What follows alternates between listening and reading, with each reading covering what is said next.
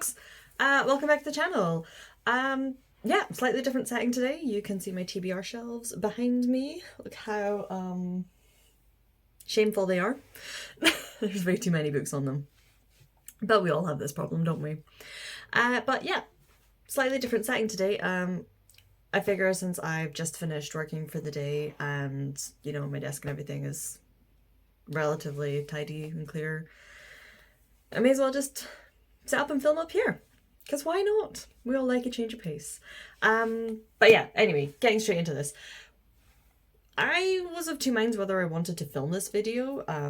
You've seen from the title, I'm discussing all the books I've DNF'd this year. There's a couple. I think there's 9 on my list, which is a good number. It's an interesting number. Yeah, for me, that's healthy. It's healthy. But yeah, like I say, I was of two minds whether I was going to film this video, because do I really want sort of like more negative reviews? I want this channel to be full of positivity. But you know what? DNFing something is not a bad thing, and it's not negative. So yeah, as in the end, I've decided I'm going to make this video. I'm going to chat to you guys about the books I've DNF'd, because DNFing is not a bad thing, and if, you know, I can make one person feel slightly better about DNFing something, then that's all right. I used to be a completionist. I used to be an absolute completionist, to the point that, you know, I finished Twilight even though I hated it. I have made myself read over the years so many books that just didn't work for me, that put me in slumps, and you know what, guys, it's not worth it. So this year, especially after I read a book that proper slumped me for like the first third of the year, I had said to myself, no, it's time to be good. It's time to respect myself and my reading tastes. And you know, there's so many good books out there. There are so many books that work for me. Because when I say there's so many good books, I'm not saying that this is a list full of bad books. There are some arguably and objectively very good books on this list. It's just they didn't work for me. And I've DNF'd them because they're not the right book for me, but they might be the right book for someone else. So yeah, I think you'll kind of get what I'm trying to say here. Like, it's okay to DNF something. It's okay to be kind to yourself and nice to yourself and say, you know what, it's not working for me, so we're just, you know, it's no disrespect to anybody, it's no disrespect to the author or the material. It's just how it is. And by putting a book down, you can move on to something that is going to work for you. So yeah, I'm going to go through the list. I'm going to give you all the reasons why I DNF'd them. I think there's only 2 on here that are arguably like, I DNF them because they're bad and please don't read them for your own mental health and your own sake. Like, you don't need to do this. But as I go through that, you'll see all the various different reasons why I would DNF a book. And, you know, maybe you learn something, maybe you take something away, and if nothing else, you figure out what I DNF'd. You know what? You might even decide, actually, that book sounds really cool. I'm going to try this. I have watched people list similar videos where people have DNF'd books and gone, actually, the reason you've DNF'd that makes me want to pick it up. And for anyone who's not 100% certain, DNF stands for did not finish. I thought that was self-explanatory, but no, don't say that to me. Okay, so in no particular order, I don't think, and if I'm looking over here, it's because that's where my laptop is, where I have a spreadsheet where I keep track of like my books I've read, not read, etc. So let's just go on with this, shall we? So the first one on the list, it is Blaze of Memory by Nalini Singh.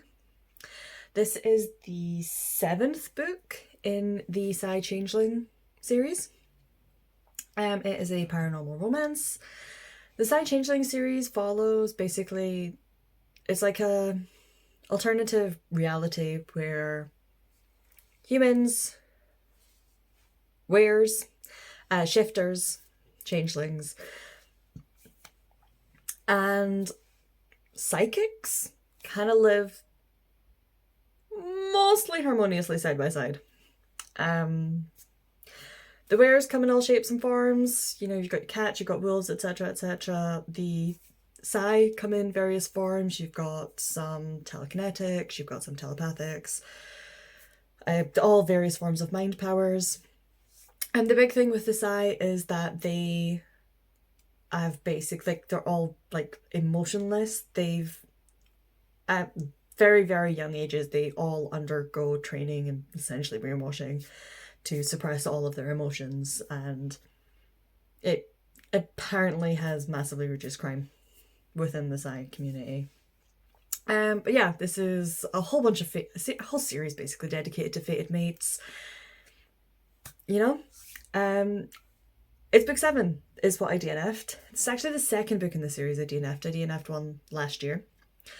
I specifically DNF'd this one because I didn't like the tropes. It's got memory loss, which is memory loss and amnesia. They're 9 times out of 10, they're a really big no for me. Unless it's done particularly well, or, you know, it has to be, I'm very particular about it. And most of the time it's just a big no, because it leads towards sort of like an imbalanced power dynamic within a relationship, you know, where one knows one has all that knowledge of like what's going on, whereas one doesn't. And yeah, combine that with the male lead, I just really didn't get on with him. I found him arrogant and annoying, and he just did my head in. So that combined was like, this particular book is not working for me. Because it was the second book in the series, it also led me, that I had DNF'd, it also led me to going, right, that's it. I've given it a really good shot. I've read 5 out of 7. I've really enjoyed 5 out of 7. But if I'm DNFing like every 2 or 3 books, I just don't want to put more time and effort into a series. Especially because although these are, you're looking at a different pairing every book, there is an overarching plot going on.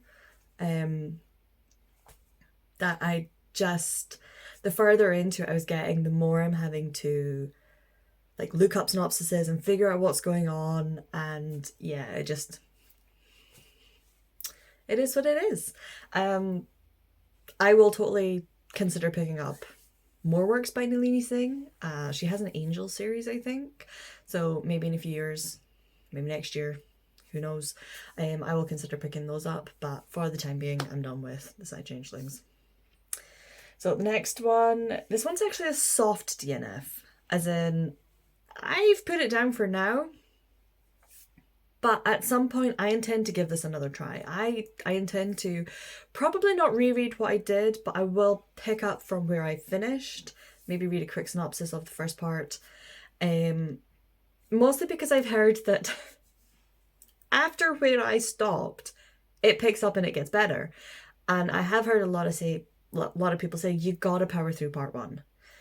It does get better, we promise. But that was Daughter of the Moon Goddess by Sulin Tan, and it hurts. It took a lot to decide that, you know, I was done with this one for the time. It started off, like the first couple of chapters, I was like, okay, yeah, I'm into this. I found the pacing a bit off. I really wasn't keen on the pacing. And then at one point we go through, like, we have a time gap. Like it's like okay, we're doing something right now, fast forward however much time, like a year or something. At which point, like, plotting wise, not a lot has happened, but character and relationship wise, stuff happened. And so we get told that 2 characters have spent a lot of time together and have really gotten to know each other and have fallen for each other, but we don't see it. So when we fast forwarded, and now we've got these 2 characters essentially pining for each other, it just felt so insta-lovey. And I will say that, especially like that first part that I read, it read younger than I expected. I know it's a YA, but it just read like it was on the slightly younger side of YA, which I don't know. I think I went in with slightly more mature expectations. So yeah, I have gotten the audiobook for it, and I think maybe like next year when, I'm in a better place mentally with my mental health and I've settled into my new role and things a lot more, maybe next summer I will pick it up. I will try it. I'll probably try it through audio, see if I get on it. I suspect I'm going to get on better with it through audio. I was reading the physical copy.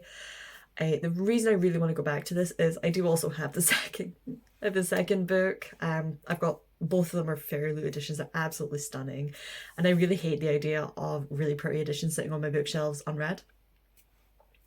No, they can sit over there because this is my TBR, but these two books are downstairs on my read shelves, so we need to remedy that at some point. But yeah, it's a soft DNF. It just wasn't working for me at the time. I obviously just wasn't in the right headspace for it.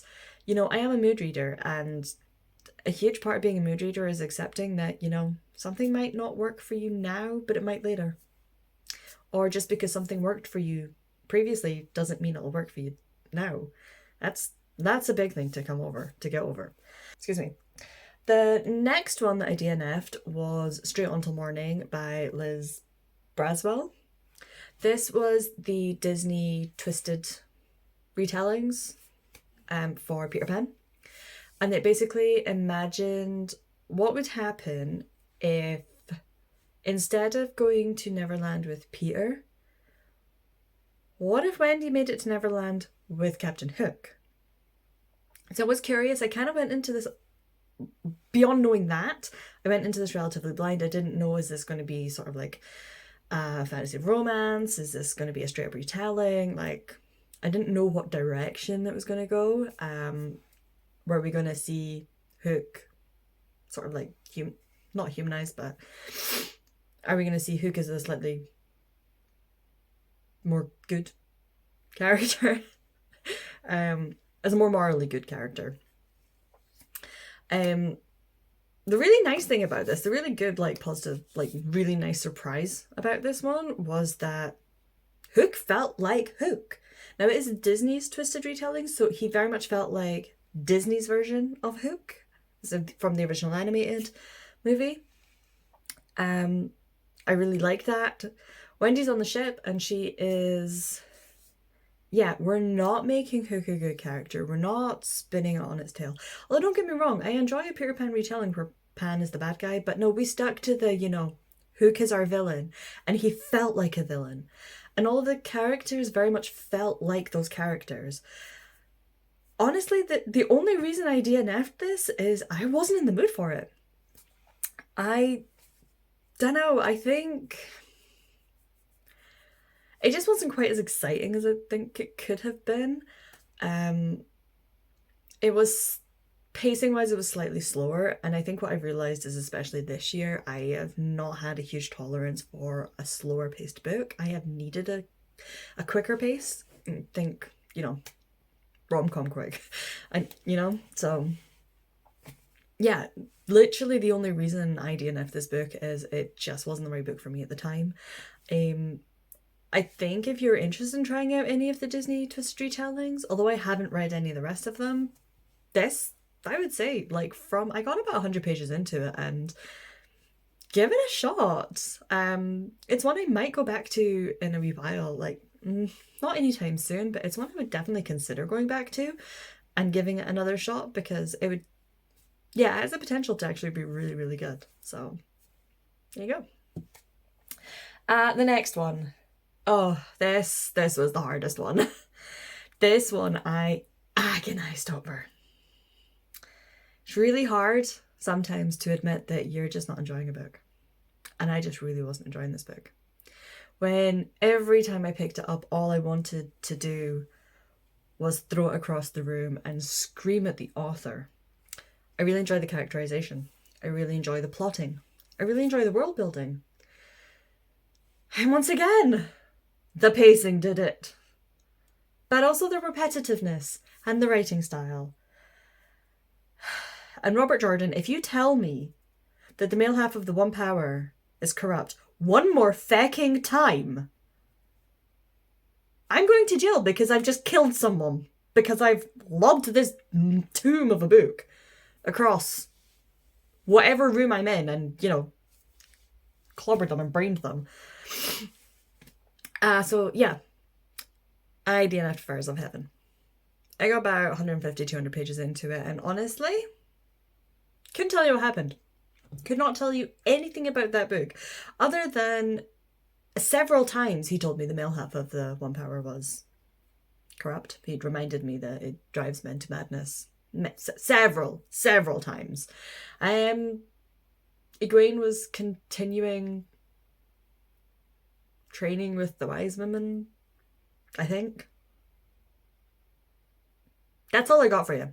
That's literally all I've got. 200 pages, and that is all I can tell you.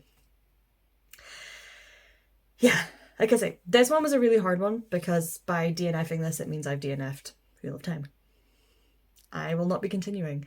I was reading this one sort of like mixed media, so I was reading it a combination. The book, the physical book, and on audio. And I just couldn't make either work for me. Yeah,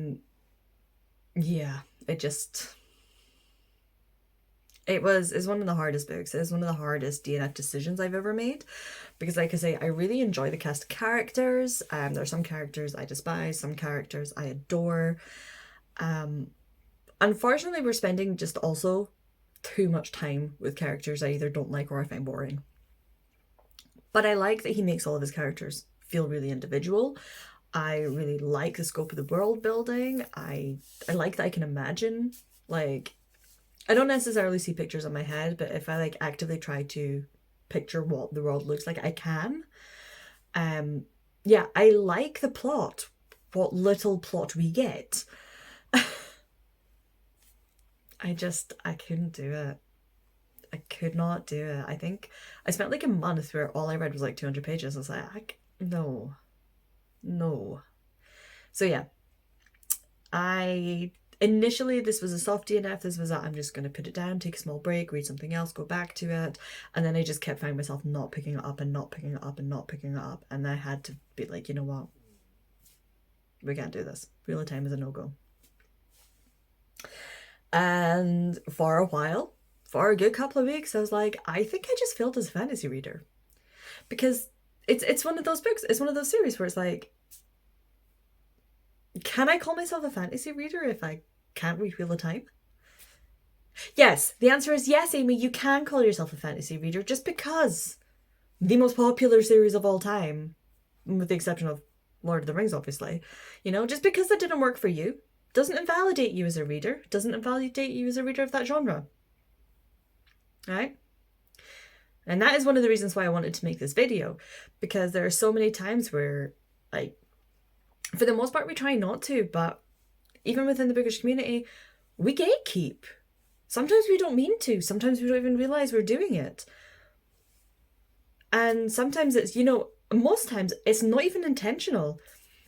But when you hear people go on and on and on and on and on, like ad nauseum, about like how amazing a certain book is or how amazing a certain series is, and, you know, this series should be at the top of everyone's favourite lists, you start to feel like, maybe I shouldn't be here. Maybe I shouldn't be associating myself with like the genre.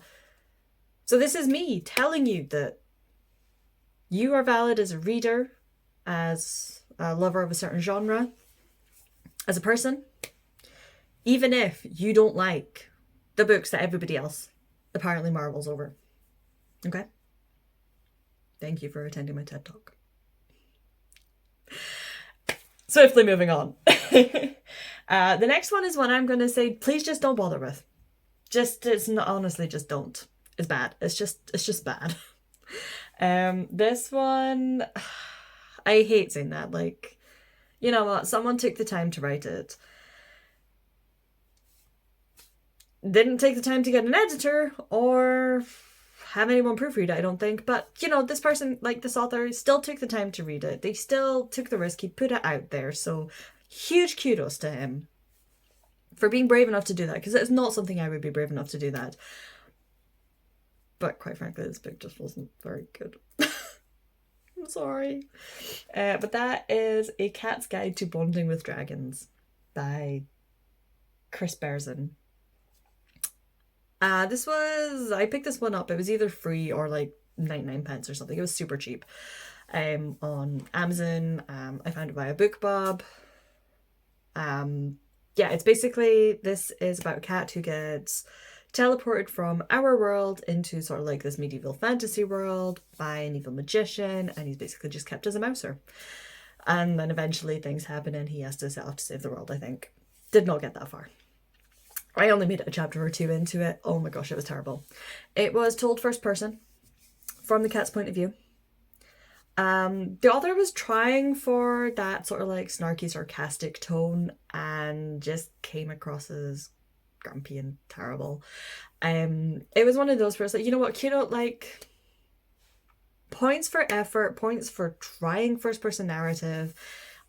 It's not the easiest to write. I've tried to write it myself. I hate everything I've ever written in first person because it all sounds awkward and terrible.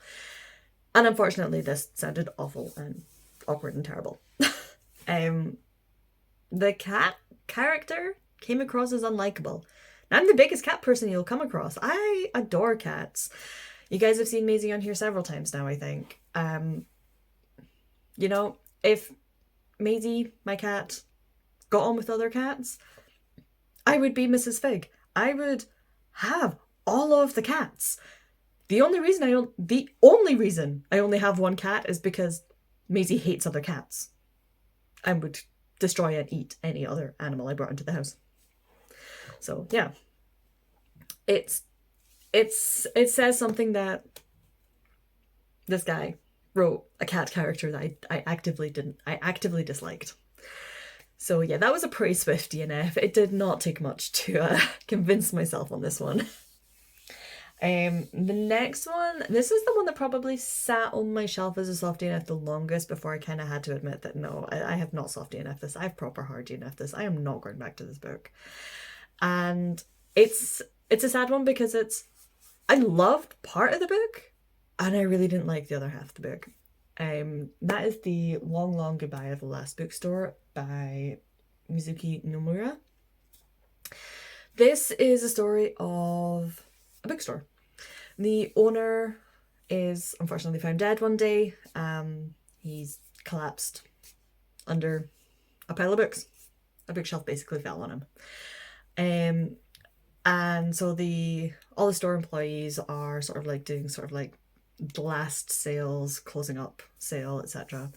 And this guy turns up, this sort of like high school boy turns up, basically being like, oh, I knew the owner, he wanted me to help out, he'd sent me a letter or something, you know, he would have wanted me to help out the last few days, whatever. The twist is he can talk to books, as in like have actual conversations with them. And I'm like, this sounds amazing. And they're trying to, so this boy and the books are trying to figure out how the owner died, who killed him. And throughout all of this, you've got customers coming in. And they come in, they take a picture with one of the books, and they have almost like a little picture tree memorial. It's a really sweet idea. And every time we meet a new customer, we get a flashback back to like when they first came into the store, or a key moment in their memory for when they visited the bookstore. And we find out like why this bookstore was so important and made such an impact on so many people. The flashbacks I adored. There was no magic, no talking books or anything in them. They were just straight up literary fiction. And they were a love story to bookstores. And it was so beautifully written and wonderful. And my heart bled for so many of these characters. And if that was all we got, I would have devoured this book. But the problem is we'd finish that, come back into the present, and then have a complete tonal change. So it would go from sort of like quite serious and somber and heartfelt to kind of light-hearted and I don't know, it didn't feel like it was nowhere near as serious. And that was really like disjointed. And it really took you out of the book. Um the the high school boy, I can't even remember his name. It just came across as really immature, almost like your stereotypical otaku at times. Um, there was one book that he always carried around with him. Apparently, he was dating it, and I don't know how you have a relationship with a book. Don't ask me. I don't know, and quite frankly, I don't want to know. Um, and yeah, it made it very much a book of two halves, and it was very very jarring. And we were getting closer and closer to like figuring out what happened, and I found I didn't care. I didn't care about the present. I didn't want to know.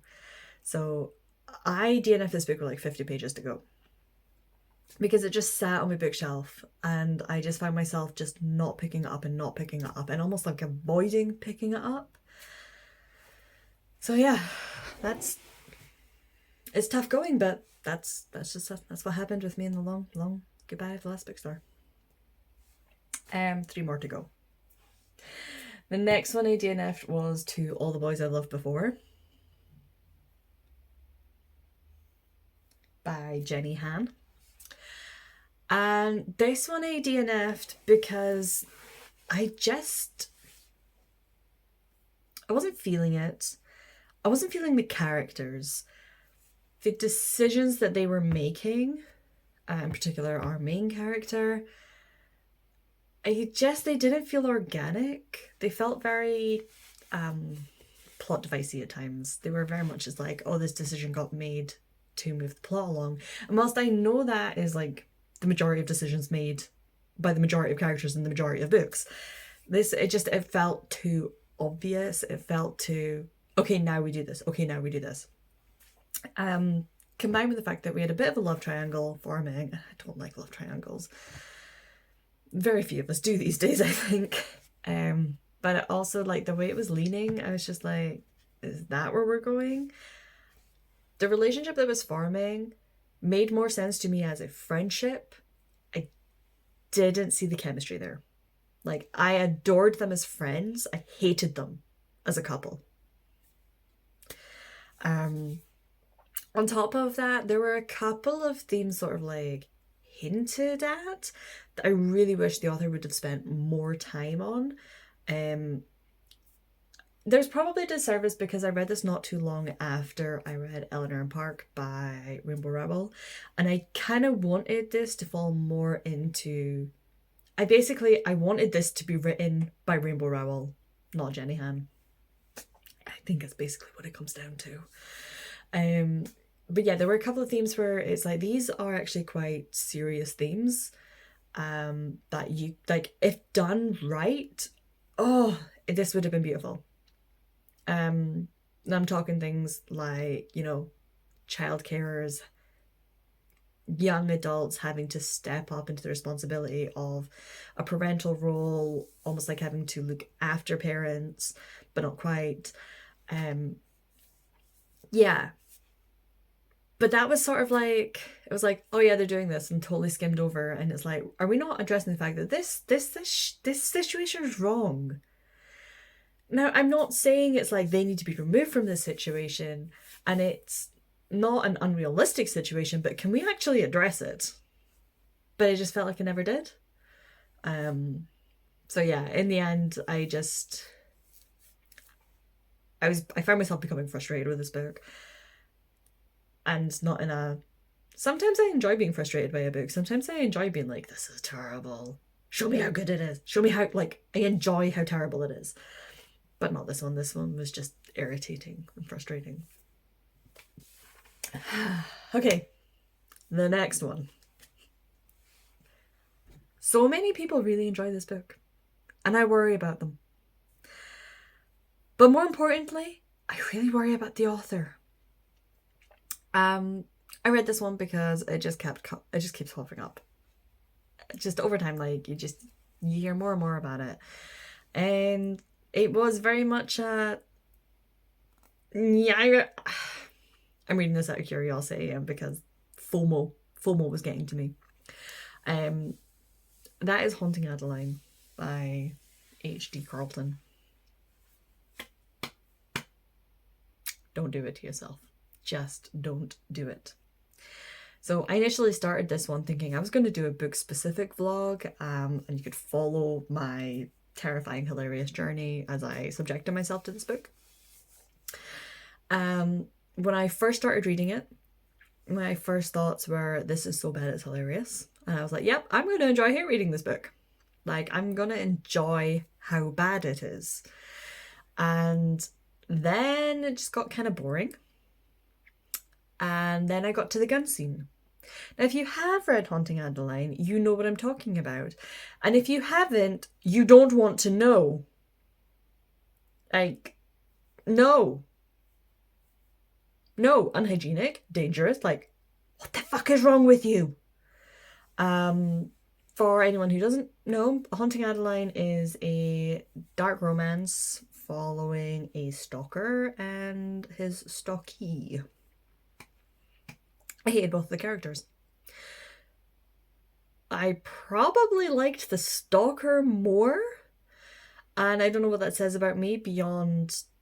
No.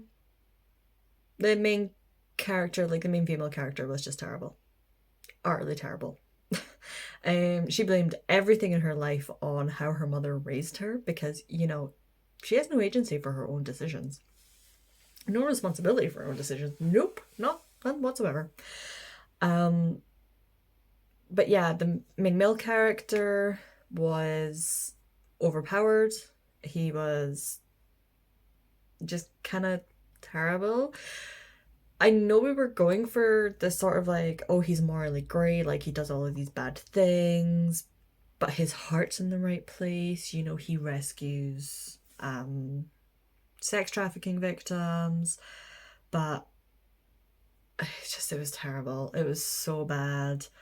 The writing was bad, the pacing was awful. There was like one spicy scene before we got to the gun scene with someone else, and it was terrible. Yeah. His inner dialogue was just awful. It was very much, this is a female author trying to write a guy's inner dialogue, and it didn't work. And quite frankly, I think like men or women should be able to write men or women. I don't think her inner dialogues are probably that much different. But you could tell she was trying. And when it's obvious that you're trying, it kind of irks me. And then every so often, like a random phrase would be thrown in and you'd just be like, who the fuck says or thinks that? Like, we've got this really powerful macho, like, OP guy, and we've just killed a whole bunch of folk, and he needs to take the ringleader of this sex trafficking ring, the leader of the sex trafficking ring, back to to torture so he can give up, like, more contacts. And he genuinely thought the phrase, I'm gonna have to kidnap his ass. Like, what the? No. It was bad. And yeah, by the time we get to the gun scene, it's gone from so bad it's hilarious to boring to bad to disturbing to I genuinely worry about this author's mental health. Because just no. And I had to stop. I was like, I cannot make myself, like, even at my worst, I do not dislike myself enough to continue reading this book. Who the hell tortures himself with this book? Yeah. So yeah. I got DNF'd. I do remember telling a couple of different like friends and people about this. And one was like, show me a couple of snippets. I did, and we were both mutually agreeing, like, this is so awful, like, terrible. And then one friend... Sorry, my phone decided to ring. Where was I? Yes, no, one friend did decide to push through, and then read the sequel. I didn't even realize there was a sequel, and she did confirm that it got just as bad. It was just terrible. So yeah, I do not regret DNFing that one. But finally, one last book to DNF. This one I was really sad about. I am not going to unhaul this one. It is going to continue living on my shelves downstairs because it is hands down one of the prettiest books I own. It's definitely one of the prettiest fairy loots we've gotten. I'm fairly certain it turned up this year. I'm a little bit behind with my fairy loots. I'm a bit all over the place. Most of that top shelf is fairy loot. Guess what one of my goals next year is? But that is City of Nightmares by Rebecca Schaeffer. This book has so much promise. It held so much promise. It is set in this world where they've basically had to treat the city's drinking water with like essentially an antibiotic or like a drug that suppresses dreaming. And if you go to sleep without having consumed this, you are at risk of dreaming, and thus you are at risk of having a nightmare. And if you have a nightmare, there's a chance your nightmare will become true. There is a chance that you will become your nightmare. So if one of your biggest nightmares is a giant spider, you might wake up one day as a giant spider. If your biggest nightmare is of like falling off a giant building, you might wake up or not wake up because you fell off a giant building. So it's, I mean, it's so it's got this like really promising, like really intriguing premise and concept.